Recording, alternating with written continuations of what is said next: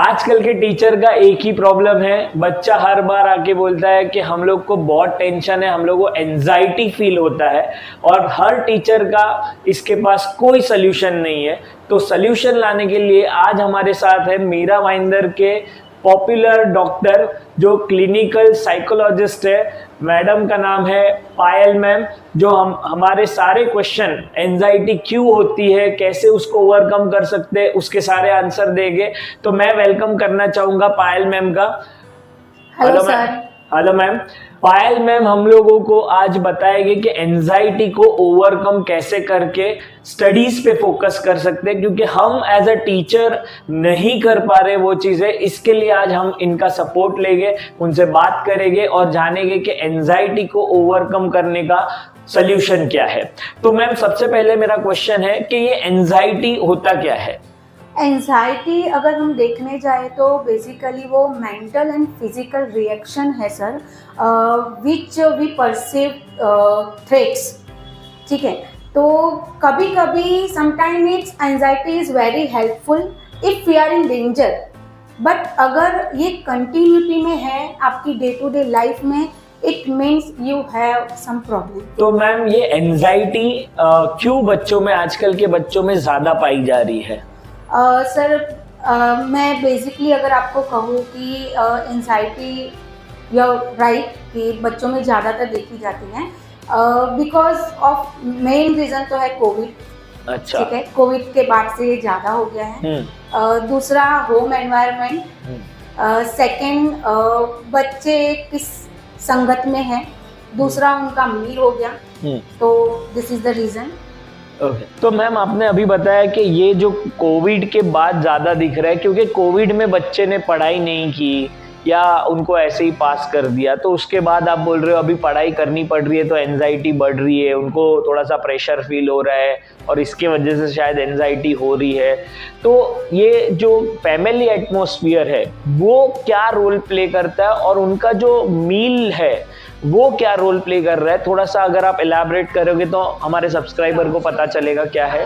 कैसा है ना सर, एक तो कोविड में पहले तो उनका स्क्रीनिंग टाइम ज़्यादा हो गया बच्चों का। ठीक है, दूसरा उनका जो मील है वो कहीं ना कहीं अफेक्ट करता है डे टू डे लाइफ में कि they are not having healthy food.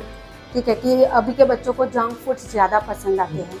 ठीक है, दूसरा जैसे मैंने बोला आपको कि स्क्रीनिंग टाइम हो गया बच्चों में, तो कहीं ना कहीं जितना भी हम मोबाइल पे रहते हैं, टीवी देखते हैं, तो कहीं ना कहीं हमारे ब्रेन के केमिकल्स इम्बैलेंस होते हैं। जैसे कि वो अपना डे टू डे टास्क है वो ऑन टाइम कंप्लीट नहीं करते हैं, तो उसके बाद उनको जैसे बच्चे फील करते हैं कि अरे यार मेरा तो काम अभी कंप्लीट नहीं हुआ, तो एक स्ट्रेस वहाँ पे इंक्रीज होता है, एक फियर इंक्रीज होता है कि मैंने होमवर्क नहीं किया है, सर क्या बोलेंगे, क्योंकि उन्होंने उनका टाइम कहीं और स्पेंड कर दिया है। तो जब ये स्ट्रेस इंक्रीज होता है तो हमारे ब्रेन में एक पार्ट है जिसको हम बोलते हैं amygdala, which is responsible for fear. जब ये फियर इंक्रीज होता है तब वो एक्टिव होना शुरू हो जाता है और वही हमारे हेल्थ पे अफेक्ट करता है, क्योंकि जैसे मैंने आपको पहले बोला कि कहीं ना कहीं anxiety is helpful if we are in danger situation. तो एमिगडाला को ये पता नहीं है कि ये फिजिकल डेंजर है कि इमोशनल डेंजर है। अब बच्चे को तो हो रहा है इमोशनल डेंजर, बट वो बोल रहा है कि फिजिकल डेंजर है, तो वो क्या बोलता है कि या तो आप भागो इस सिचुएशन से, या तो उससे फाइट करो, या तो फिर फ्रीज हो जाओ। मीन्स बच्चे they are not able to think properly कि अब हम क्या करें इस सिचुएशन में। तो ये चीज़ें हैं सर। तो ये एमिगडाला जो आपने एक इम्पॉर्टेंट टर्म बोला एमिगडाला, और 3 पॉइंट को हाईलाइट किया है जो मैंने सुना है, वो है या तो आप फाइट करो, या तो फ्रीज हो जाओ, और एक आपने बोला है या तो आप एस्केप हो जाओ। तो ये 3 में से बच्चा जो सिलेक्ट कर रहा है फिलहाल वो एस्केप करने का सोच रहा है कि मैं कैसे ये सिचुएशन से एस्केप कर लूँ। वही हो जाता है कि वो गिव अप कर देते हैं। ओके। भाग जाते हैं सिचुएशन से। ओके। क्योंकि वो अच्छे से प्रॉपरली सोच नहीं पाते हैं कि अभी हम इस सिचुएशन में क्या करें, क्योंकि ऑलरेडी हमारा टाइम तो हमने कहीं और स्पेंड कर दिया है और हमारा जो काम था डे टू डे का वो हमने ऑन टाइम नहीं किया है। जैसे अभी के बच्चे तो बेसिक सी चीज़ें जैसे हो गई कि नहाना धोना मीन्स ब्रशिंग वॉट एवर, मम्मियाँ चिल्लाती रहती है कि अरे भाई वो मोबाइल से हटते ही नहीं है। ये मोबाइल का जो आपने टॉपिक निकाला है मैम, मैंने बहुत सारे पेरेंट्स में भी ये बात देखी है।